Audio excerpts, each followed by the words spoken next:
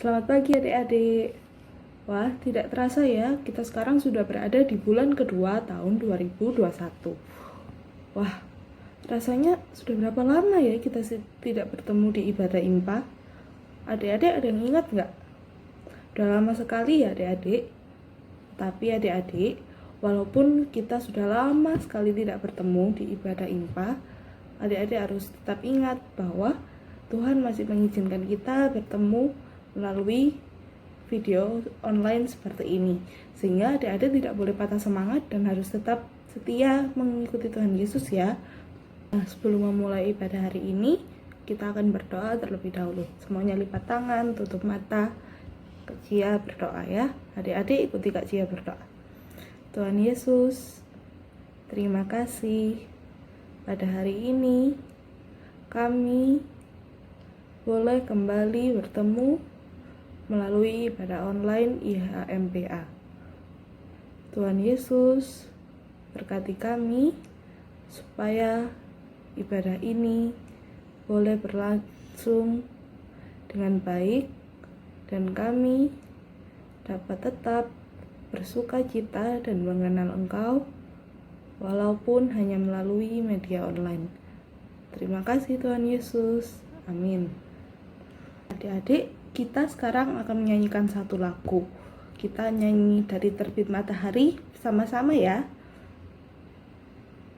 Dari terbit matahari sampai pada masuknya, biarlah nama Tuhan dipuji.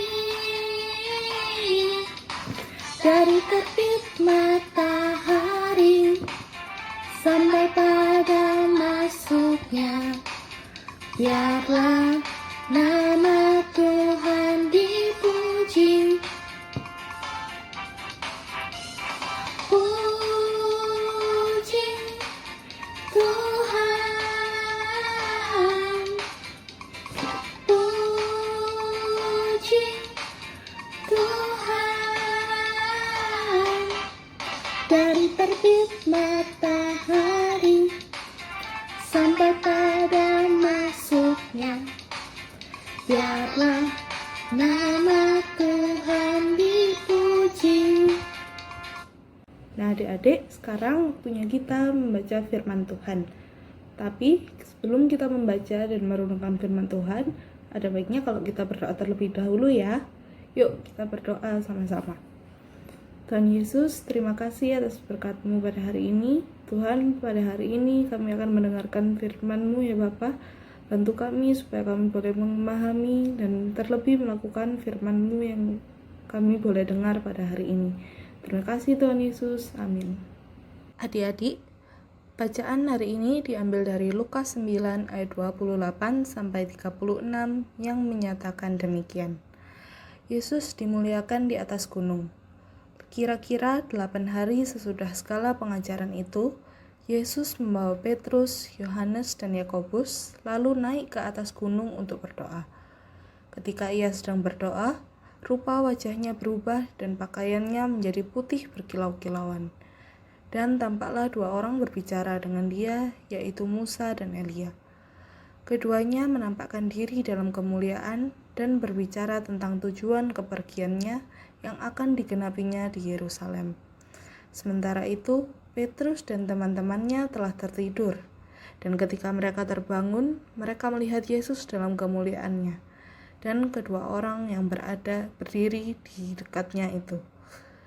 Dan ketika kedua orang itu hendak meninggalkan Yesus, Petrus berkata kepadanya, "Guru, betapa bahagianya kami berada di tempat ini. Baiklah kami dirikan sekarang 3 kemah, 1 untuk engkau, 1 untuk Musa, 1 untuk Elia." Tetapi Petrus tidak tahu apa yang dikatakannya itu. Sementara ia berkata demikian, datanglah awan menaungi mereka. Dan ketika mereka masuk ke dalam awan itu, takutlah mereka. Maka terdengarlah suara dari dalam awan itu yang berkata, "Inilah anakku yang kupilih, dengarkanlah dia." Ketika suara itu terdengar, nampaklah Yesus tinggal seorang diri, dan murid-muridnya itu merahasiakannya Dan pada masa itu mereka tidak menceritakan kepada siapapun apa yang telah mereka lihat itu. Adik-adik, bacaan kita pada hari ini menceritakan tentang Tuhan Yesus dan murid-muridnya yang bernama Bapak Petrus, Bapak Yakobus, dan Bapak Yohanes di sebuah gunung yang bernama Gunung Tabor. Tuhan Yesus mengajak mereka pergi ke Gunung Tabor untuk berdoa. Namun, ketika muridnya tersebut tertidur ketika Tuhan Yesus sedang berdoa. Akhirnya, Tuhan Yesus berdoa sendiri di sana. Ketika Tuhan Yesus sedang berdoa, tiba-tiba ada peristiwa yang mengejutkan murid-murid Tuhan Yesus. Mereka terbangun dan melihat muka Tuhan Yesus yang tiba-tiba berubah, dan baju yang dikenakan Tuhan Yesus pun juga berubah menjadi putih berkilau-kilauan. Tidak hanya sampai situ adik-adik, para murid juga melihat bahwa ada 2 orang yang sudah berbicara kepada Tuhan Yesus. 2 orang itu adalah Musa dan Elia. Adik-adik tahu tidak siapa Musa dan Elia? Musa dan Elia adalah 2 manusia yang istimewa. Mengapa demikian? Karena semasa hidup mereka, Tuhan memakai mereka untuk memimpin dan memberitakan firman kepada orang-orang Israel. Mereka juga tidak mati dan dikuburkan seperti orang-orang pada umumnya loh adik-adik. Tetapi Allah mengangkat mereka hidup-hidup ke surga. Wah, kalau adik-adik ada di sana, bagaimana ya rasanya? Pasti adik-adik terkejut juga kan? Bahkan bisa jadi adik-adik gemetar saking terkejutnya. Ketika murid-murid Tuhan Yesus melihat hal ini, mereka juga sangat terkejut. Bapak Petrus bahkan sampai menawarkan diri untuk membangun 3 kemah untuk Tuhan Yesus, Elia, dan Musa. Ia berkata demikian karena ia masih menganggap Tuhan Yesus yang ia lihat saat itu adalah gurunya, di mana sama-sama manusianya seperti dia. Padahal Tuhan Yesus kan bukan manusia ya adik-adik. Tuhan Yesus adalah Tuhan yang mengambil rupa manusia untuk menyelamatkan umatnya. Nah adik-adik, kisah ini sebenarnya cukup menarik bagi kita ya, karena ternyata Bapak Petrus pun yang sudah tinggal dan mengikut Tuhan Yesus, kemanapun Tuhan Yesus pergi, ia belum dapat memahami sepenuhnya siapa itu Tuhan Yesus. Lah, kalau begitu, bagaimana dengan kita adik-adik? Kan kita sama sekali belum pernah bertemu Tuhan Yesus. Nah adik-adik, apa adik-adik percaya kalau Tuhan Yesus itu benar-benar Tuhan yang mampu menjaga dan menyelamatkan adik-adik? Adik-adik, mungkin kita memang belum pernah memiliki kesempatan untuk berjumpa dengan Tuhan Yesus secara langsung ya. Namun adik-adik harus tahu bahwa Tuhan Yesus senantiasa ada bersama kita dimanapun kita berada. Dari mana kita bisa mengetahui hal itu? Banyak sekali adik-adik. Coba kita pikirkan baik-baik ya. Siapa yang menerbitkan matahari untuk menerangi di siang hari dan mengeluarkan bulan dan bintang di malam hari untuk menerangi malam yang gelap? Siapa? Tentu Tuhan Yesus. Siapa juga yang memberi rezeki kepada papa mama sehingga adik-adik bisa makan dan minum kalau bukan Tuhan Yesus? Siapa juga yang memberi adik-adik kecerdasan sehingga dapat tetap mengerjakan tugas-tugas sekolahnya walau belajarnya hanya secara online? Tentu Tuhan Yesus kan? Oleh karena itu, kita harus percaya bahwa Tuhan Yesus adalah benar-benar Tuhan. Sekalipun kita tidak dapat melihatnya, tetapi limpahan rahmat dan kasih-Nya selalu ada dan begitu besar atas kita. Nah, kita sudah selesai mendengarkan firman Tuhan. Sebelum berdoa mengakhiri pada hari ini, kita mau menyanyi satu lagu dulu ya adik-adik. Ini tuh lagu favoritnya adik-adik waktu kita masih sering ibadah di gereja. Lagunya Jalan Serta Yesus. Kalau biasanya di gereja kan kita mainnya dengan kereta-keretaan ya sama teman-teman. Tapi karena kita nggak bisa bertemu, adik-adik bisa main kereta-keretaannya dengan papa dan mama. Ya, 1, 2, 3.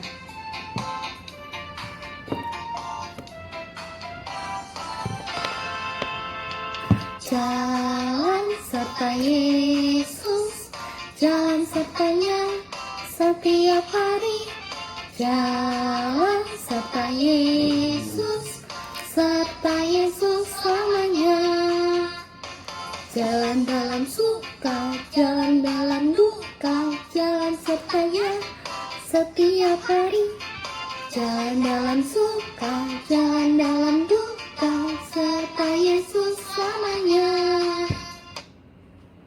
Nah, adik-adik, kita sudah selesai melakukan ibadah pada hari ini. Sekarang kita akan berdoa menutup ibadah hari ini bersama-sama. Yuk, semuanya lipat tangan, tutup mata, kita berdoa. Tuhan Yesus, terima kasih atas firman-Mu dan ibadah yang sudah boleh kami laksanakan pada hari ini ya Bapa.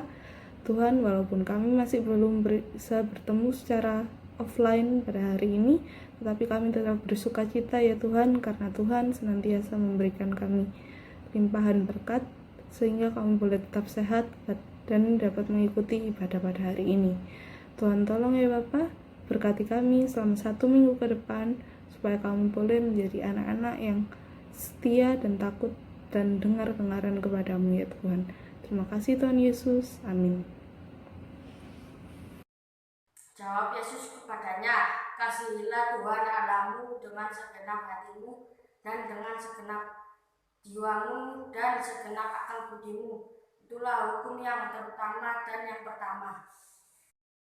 Jawab Yesus kepadanya, kasihilah Tuhan Allahmu dengan segenap hatimu dan dengan segenap jiwamu dan segenap akal budimu. Itulah hukum yang terutama dan yang pertama.